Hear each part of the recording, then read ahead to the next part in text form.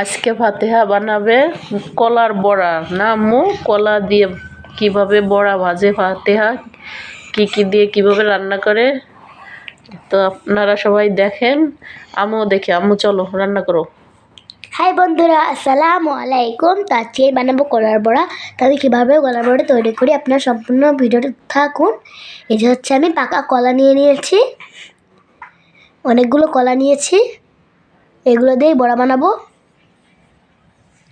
এই যে কলাগুলোকে আমি মাখিয়ে নেব, সবগুলোকে হাত দিয়ে চটকায় নেবে কলাগুলো ফাতেহা, আস্তে আস্তে করে নাও, চটকায় নাও। আর এই যে হচ্ছে আমাদের গাছের কলা না মা? হ্যাঁ। তো অনেক মজা করে এই কলার পিঠা বানাবে ফাতেহা, দেখা যাক। এই যে কলাটাকে সুন্দর মতো মেখে নেওয়া হয়ে গেছে, কত সুন্দর হয়েছে মাখানো। এখন দিয়ে দেবো নারকেল, চিনি, আর দিয়ে দেবো আটা। এবার দিয়ে দেবো চালের গুঁড়া, এবার দিয়ে দেবো লবণ। এখন এটাকে সুন্দর মতো মাখিয়ে নেব। এইবার এইগুলো সব ফাতেহা আস্তে আস্তে সব মেখে নেবে। এই যে সুন্দর মতো মেখে নেওয়া হয়ে গেছে,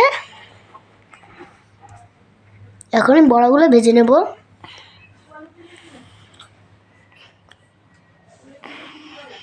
এই যে তেল গরম হয়ে গেছে, এখন এই যে বড়াগুলো আমি দিয়ে দিচ্ছি, সবগুলো বড়া।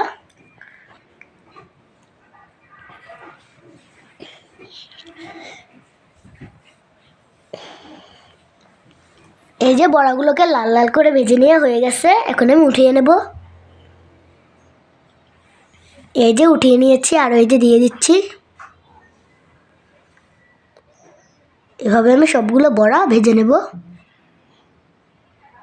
এই যে এটাও ভেজে নেওয়া হয়ে গেছে। এই যে আমার সবগুলো বড়া ভেজে নেওয়া হয়ে গেছে, অনেক লাল লাল হয়েছে ভাজা,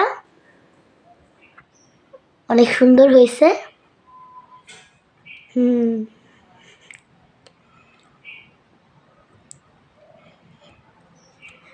তো আমার এই কলার পিঠা বানানো আপনার কাছে কেমন লাগছে? যদি ভালো লাগে লাইক করবেন, কমেন্ট করবেন, আর চ্যানেলটি সাবস্ক্রাইব করবেন। আল্লাহ হাফেজ।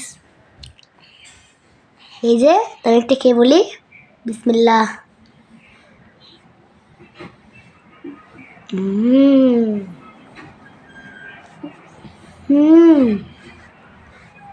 দারুণ হয়েছে।